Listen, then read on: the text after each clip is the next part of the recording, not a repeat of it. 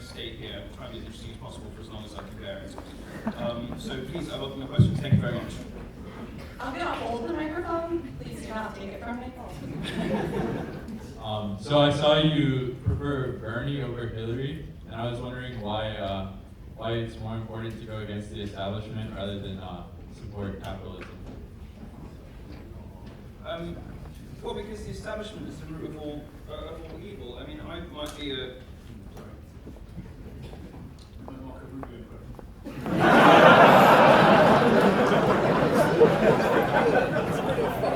You see Daddy, by the way, so Rubio's all like, yeah, in the debate. And Trump the next day just comes up on stage, pours a bottle of water out and says, look, it's Rubio! Right. I don't mind too much which kind of establishment people hate, because I hate all of them. I'm not a fan, though I have Catholic leanings, I'm not a fan of the religious right when it polices culture and when it blames video games and rock music for school shootings. That's bollocks. I also don't like when the progressive left does it, when it says that video games and movies can contribute to an atmosphere of sexism or an atmosphere of violence. These sort of nebulous, we're never really sure, the harm is never measurable, they never explain to us just how this is going to be hurtful, but they suggest that if you watch the wrong movies or play the wrong games, you're going to end up being a rapist or a killer or whatever. I mean, this is all bollocks. I don't want people policing what I get before I get it. I don't want there to be an approved list of what I can consume. And I also think it's very clear that the establishment on both sides of the aisle has completely failed to run the economy, failed to run society, failed to do anything. And far before I would vote for a terrifying robotic crook, I'll go for the crazy old man. Because as batshit insane as Sanders is, and he is completely insane, he does at least do the same thing that Daddy does, which is welcome in an era of terror and panic for the Republican and the Democratic parties. I want them both to suffer, I want them both to be blown apart, and I want a new political realignment based on a libertarian majority that will be in government forever, whose only real belief is, you should leave me alone to do what the fuck I want. Now, I don't entirely believe in, I'm not entirely sold on the libertarian project. I think too often they have nothing to say outside of weed, Bitcoin, and hacking. But I certainly wouldn't want Rand Paul as president because I just can't look at that hair every day. But I do think that cultural libertarianism is probably the most important movement and probably the most exciting movement, youth movement, of the last 40 years. And it is on the rise. I mean, let's be completely clear. Many of you are here because you, like me, are frustrated with other people trying to tell you what to do, what you can read, what you can say, and how you can say it. To those people, my message is go fuck yourself. We will say what we want, do what we want, act how we like, watch what we want, and have whatever opinions we want. And just because somebody is black, or a woman, or gay, does not give you the right to call them an internalized misogynist, or an Uncle Tom, or, are you a self-loathing homosexual? Fuck you, guys. I don't believe in voting with body parts, skin colour, or sexuality. It's insane. I just want to be left alone. I think the establishment on both sides perpetuates these problems where people are expected to vote with some aspect of their biography. Let's get another question. Of course, Hi, Mr. Yiannopoulos. Thanks for coming here, and thanks for the Republicans for having us. Thank you. Full disclosure, I even voted for Nader. So you've got a wonderful mix of people here. My question is about you being a tech editor. What's going on in the tech industry right now? R just had one of its variables changed because it was an integer that gave the head of a cube to another object. And PHP has a code of conduct. Wait, it was removed because it gave head to the wrong person. Yes, I did. Yes. No, I was thrown out the scouts for the same reason. Yeah. That's a bug report. Code of conduct in PHP. Yeah, no, I understand the question. Interestingly, What are the alternatives on top of that? What can we do? The tech industry is an industry of STEM and business graduates that is reported on and talked about by social science and literature graduates with predictably horrific consequences. Most technology journalists are better able to read tea leaves than a balance sheet. They don't understand about business, they don't understand about technology. What they want to do is advertise their own moral virtue, tell you what good people they are. They don't really understand the technology that they're reporting on. And it's a weird thing.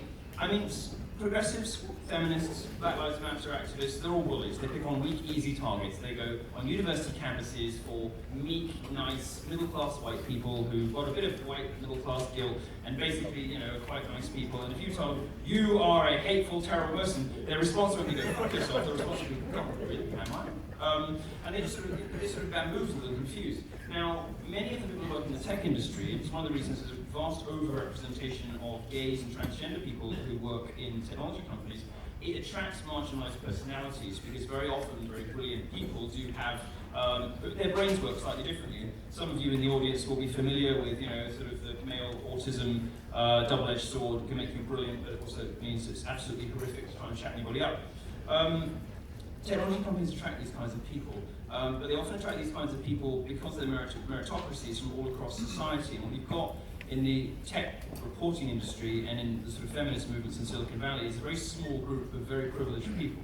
Normally white women and white middle-class women are the most privileged group ever to have existed in our species.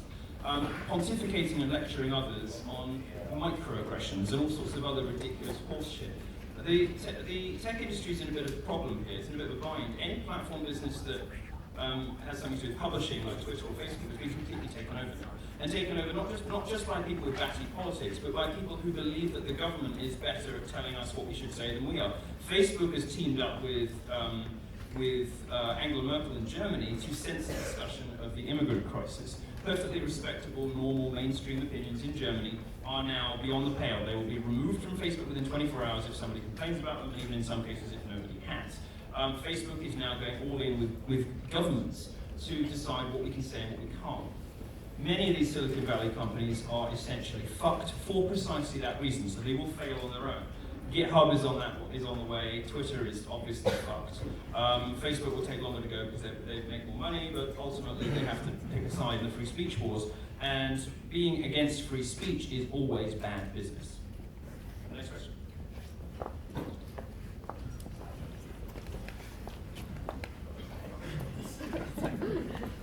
Hi.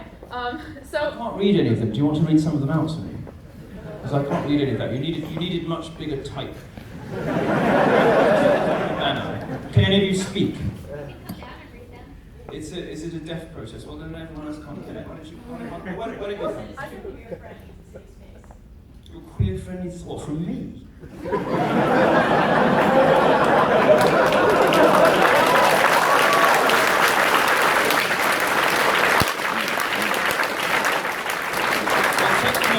How ridiculous you are. There's no such thing as dangerous speech. Opinions that differ from yours do not represent a threat to student safety.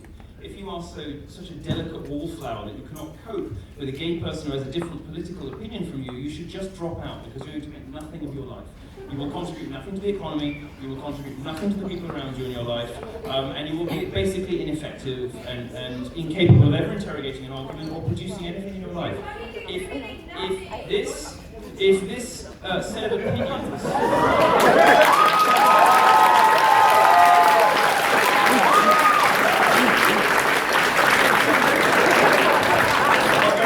Madam, fuck your safe space.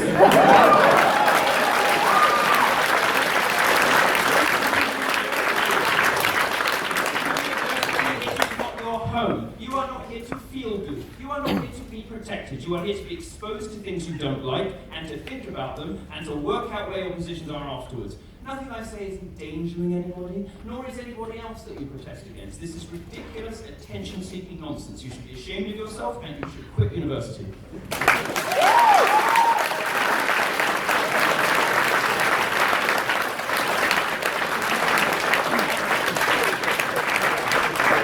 These ones were literate. There was no evidence the previous ones were, and they are at least quiet enough that they are avoiding giving any more money to my privilege grant. So we'll leave them over in the corner to fester. I'm sorry, could we return to the question? Hi, so I want to preface this with two quick things. First of all, I also like facts, so I'm looking for a factual answer to a claim you made previously, which I happen to agree with. in addition, since this is a free speech event, I feel really great about saying this right now. I also feel like it's really important that you explain this with facts for all of the people in the audience that I see wearing Trump hats and other people who are clapping and yelling and cheering for the things that I think are frankly quite uneducated that a lot of people are saying tonight. So, for these people who need to have this explained to, why is the wage gap between women and men not real? Because I have seen the facts myself, and I know that's true, but I'd like you to explain it. Well, the first part of the question is it's quite straightforward to explain, really.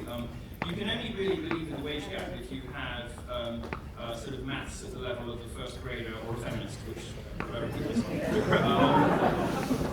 if you take all of the money that men earn and all of the money that women earn, and you do a simple division, you'll arrive at something like 75, 77, 79 cents an hour. This is sort of ignorant, babyish economics of the kind that no reputable scholar will take seriously, because it doesn't take into account crucial factors that are relevant to this discussion. For instance, women make different choices. Women make different choices in their majors. If women want to earn more money, then more of them should graduate in engineering. There's nothing stopping them from doing that. If you believe that women are prevented by some mysterious patriarchal force from succeeding in physics and maths, you have to explain why they're not prevented from succeeding in veterinary medicine and biology, where they dominate. It simply isn't true. And there are many other things as well. I mean, biology, for God's sake. Men pay way more into the tax system and take way less out, in part because of babies. Now, as a nice person, I'm perfectly happy to subsidise your pregnancies, even though I don't really care about it. I don't have sex with you and I don't want your children. But I'm happy to do it because I'm a nice person. But the fact is that men subsidise all sorts of things for women who live longer, get sick more and have babies. And all of these relevant factors close the wage gap down to nothing and in fact flip it slightly the other way. And if you do a little bit more work than feminist and credulous, idiotic journalists, which is to say 97% of them will do, you discover that actually it's slightly more expensive to be a man. Was there a second half to your question? I just wanted you to explain, because I think a lot of people will make bad assumptions, because I think a lot of the people in the audience right now don't think about facts right now. I agree with you. And you know what? It's good news, ladies, because the pendulum has swung so far in the other direction that if you are a STEM graduate, if you pull your finger out, and as Christine Hoff Summers would put it, change your major from feminist dance therapy to engineering, you will discover that there is a 2-to-1 advantage just for being a girl when you go to get jobs, when you apply in STEM, in academic STEM fields. You want to be a professor, you are twice as likely to get the job just because you've got tits. Great news. I would encourage everyone in the audience to change their major to engineering, philosophy, astrophysics. The ball is in your court, ladies. If you want to earn more money, the power is yours.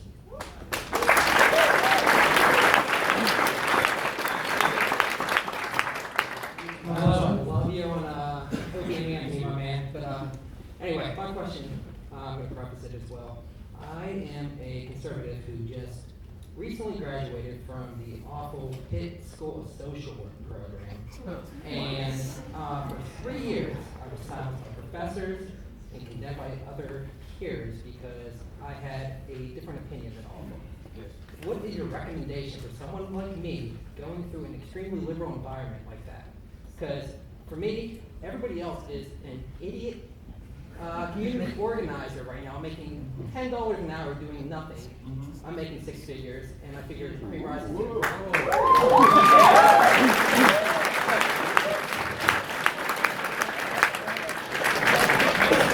have sort of answered your own question, because of course the best revenge is your own success. And to excel when others want to tear you down is precisely what they don't want. Remember that social justice is the domain of the mediocre.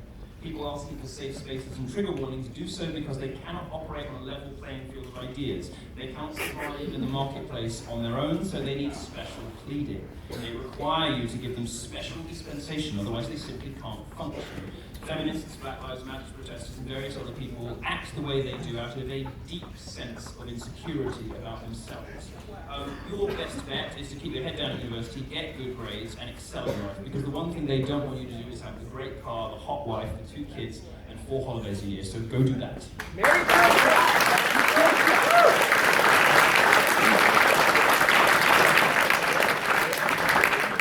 Sounds like you are, so well done. Thank you, sir. Thank you for the question. Hi Daddy. Hi, Daddy. How are you? Everybody's daddy to someone. Many people are daddy to me.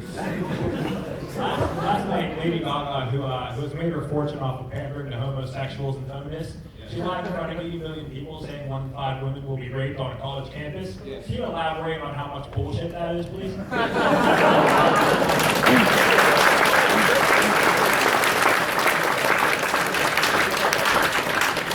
Lady Gaga, in addition to being an untalented plagiarist, is also a liar and an idiot. Lady Gaga is repeating statistics that do not bear scrutiny. I think it's, no, I got corrected on this, it's not Dan Hannon, it's somebody else. It's Douglas Murray, one of my British colleagues, who says that the left has a supply and demand problem with bigotry. I think this is true. They don't have enough bigots to go around, so they have to create new ones to justify their own whinging. So, for instance, on stuff like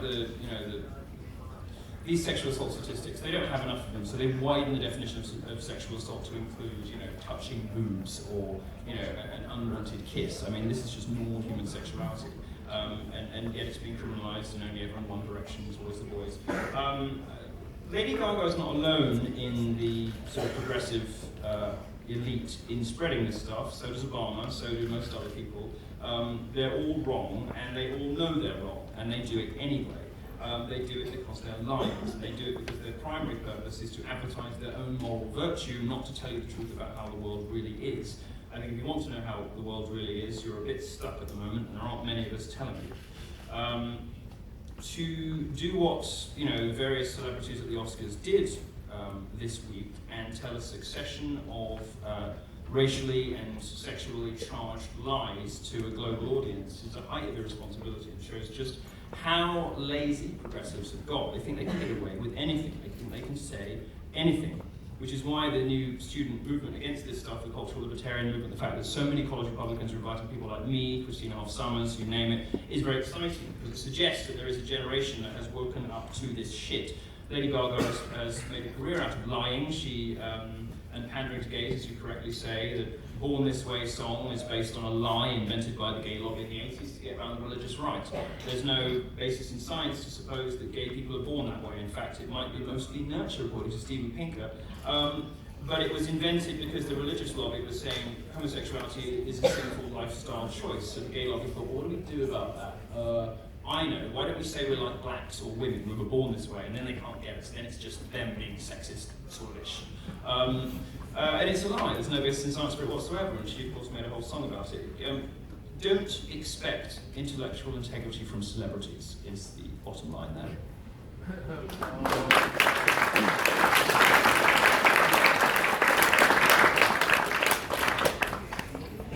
Anybody else? Hi, Hello? I have a question. Sure.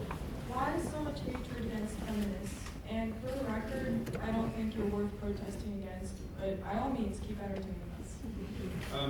Well, I mean, I think it's remarkable that some people think I am, when all I really do is make a few bad jokes and share some facts. I think the reason I don't like feminism is because the most important thing in our society, and what Japan's got so wrong, is the relationship between men and women. Now, that can't succeed, people can't flourish, people can't be happy when one gender is telling lies about the other, telling lies to the other. Now, feminists have bred an entire generation of women who have been told lies. They've been told they can look like Lena Dunham, hideous, monstrous, fat, quivering horror shows, and they can still be happy. That's a lie. No woman will be happy that way. They've been taught a variety of untrue things which are ripping men and women apart, and I quite like men and women to get on. I care about men, I care about women, and the biggest risk to intersex, that's not what I mean. The greatest risk to happiness between the genders is feminism, which is why I rail against it, because it is evil and terrible, and although it had some great accomplishments in the past, is no longer necessary and concerns itself now with man-hating instead of equality.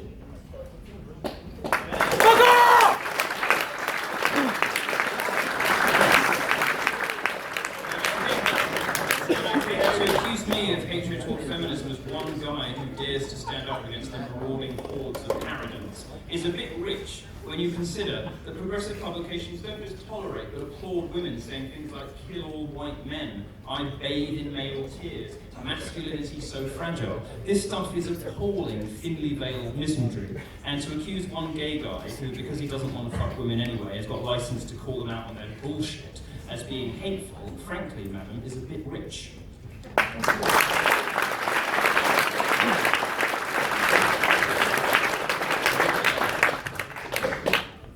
My question is, what would it take to offend you? That guy nearly did it with the Bernie mug. Anne Coulter used to say that she said it once, that she wasn't born with the fear gene when people asked her why she was sort of so fearless and why. I mean, conservative women get so much shit. I mean, conservative women have a way worse time than I do. They get the most appalling names by progressives, who are, of course, the most spiteful people in the world. And you don't want to be Palin, Thatcher when she was alive, anybody like that. The stuff that these women get is atrocious. And she used to say she wasn't born with the fear gene. Well, I wasn't born with the offence gene. I don't know what that feeling, I don't really know what it means. When somebody says I'm offended, I just sort of glaze over. It's a sort of meaningless expression. I just interpret it as a slimy debate tactic designed to pull you away from the facts. That's all I know it means.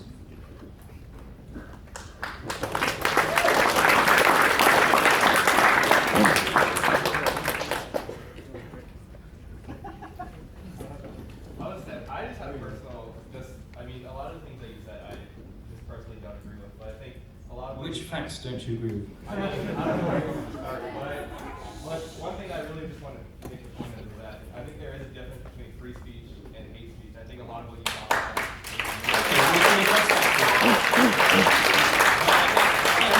I think the definition of hate speech, if it exists at all, if there is such a thing, has to be restricted to people who actually want to hurt you. If what you're ultimately saying is you're not very nice, no, I'm not. But I'll tell you why.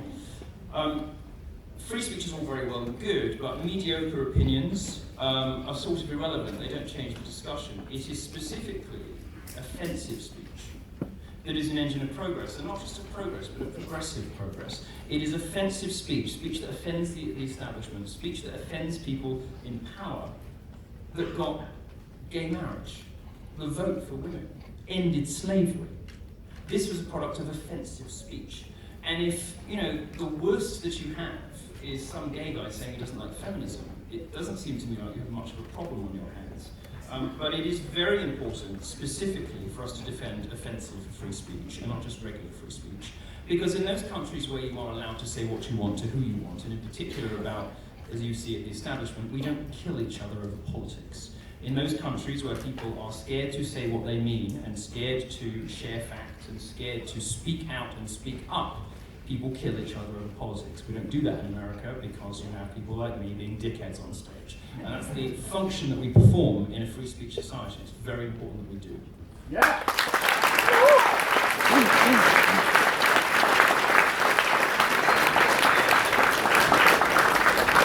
I think if I were to come up here and say, the reverse of any progressive position, they say regularly and triumphantly and horribly on social media, kill all white men. If I were to come up here and say, kill all black women, you might consider that hate speech, but I'm guessing that kill all white men is probably all right by you.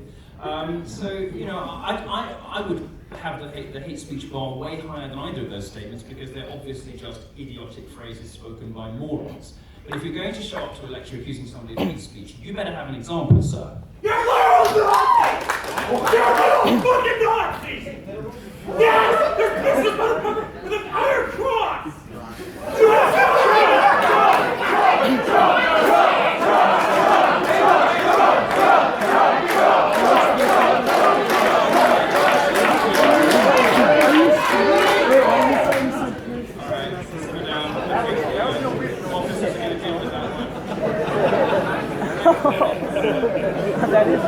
Thank you, officer. You can see me later. Oh, I think that's another $100 for Trump, isn't it?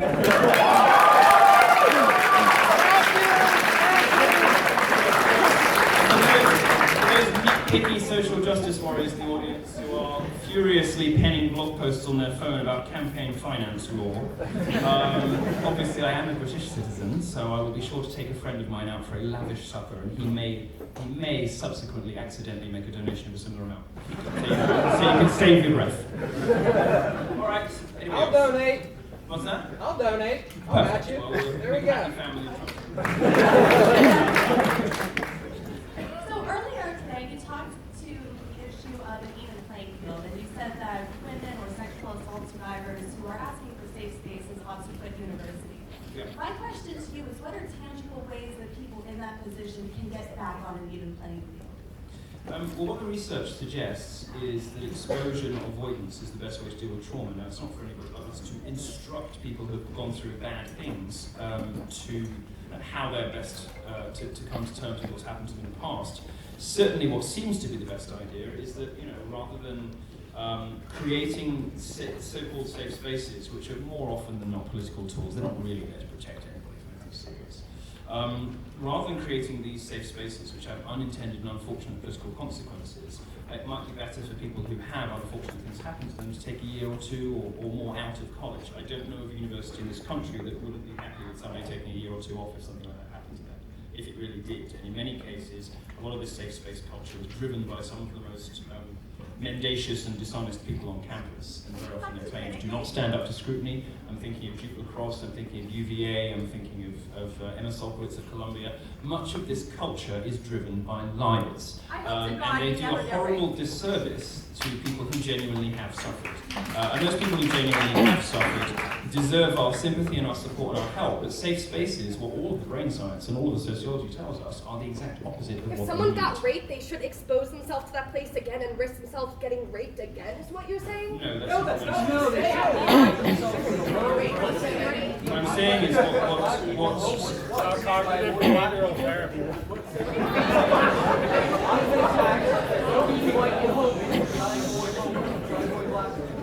that's the sort of brilliantly incisive interpretation of a perfectly plain statement you can expect from the progressive left.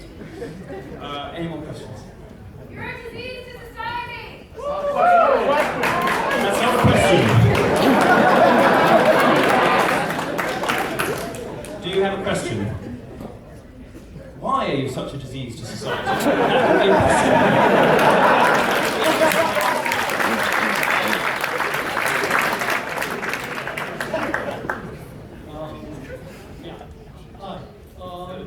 I have to do this quickly for my friends back home. The douche canoes say hello and thank you to our first speaker. Now, I have a really interesting question because you haven't touched on this at all. But yet, so from a little bit of background. I've been following you for about 3 to 4 years now, since you first started. Not like that. I don't shoot that way. Sort of following. But I think if looks could kill, you'd probably be 6 feet under. Anyways, I know that you are a diehard Catholic, which really interests me, because I'm quite religious myself. I believe in God, and I'm a Catholic myself. What sort of geared you to stay in touch with the Catholic Church, even though you encountered a bunch of hate from the left? Yeah. That, gay people should be religious. Yeah, there's sort of idiotic demand for complete intellectual consistency for people who don't really understand what consistency means or looks like, and who are happy to just describe themselves as genderqueer, demi-kin, whatever. But if you're a gay Catholic, that's apparently weird. I mean, I don't like to debate religion at the moment because it's not, ultimately involves a leap of faith. It's not something that you can talk about like the wage gap. I would say that I can make a few observations. One is that I've never encountered as much dreadful hatred from people as from other homosexuals about my faith and about my politics, which tells its own story. I also think the Catholic Church, despite what you may hear and what you may read, has in actual fact been a harbour for gay people for hundreds of years. In many cases, way ahead of the societies in which it operated, where you could get lynched or killed by the state or by other people. You had another option, which was join the clergy. It wasn't perfect, but they'd keep you safe. There are many things that most people don't think of, and And I think anybody with experience of religion understands that, we are all messy and complicated and imperfect. It is a church for sinners, not for perfect people, otherwise we wouldn't need the church. And that, well, in the words of Evelyn Waugh, who was, of course, brilliant in writing all these subjects, if you think it's weird that I'm a Catholic, imagine how much worse I'd be without God.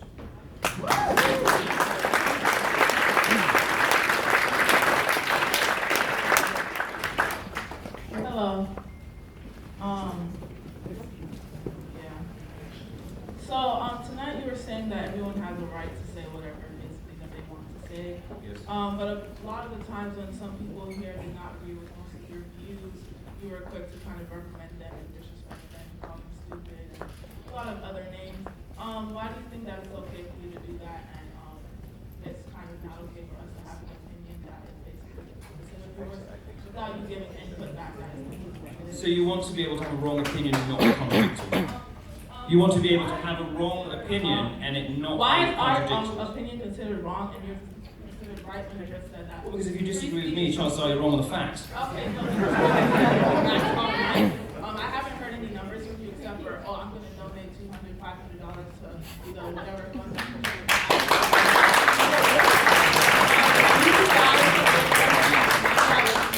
What you have to say, but as of now, you sound like an idiot. Thank you very much. I didn't hear a question.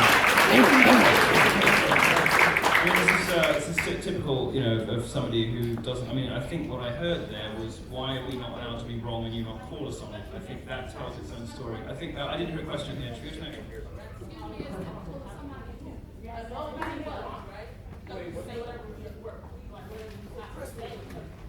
You're welcome to say what you want, but now you're interrupting and you're being discourteous to the rest of the room, and I'm adding over $200.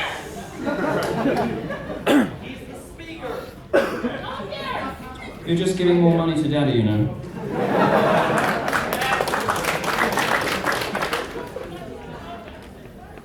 I can't hear any of that babble.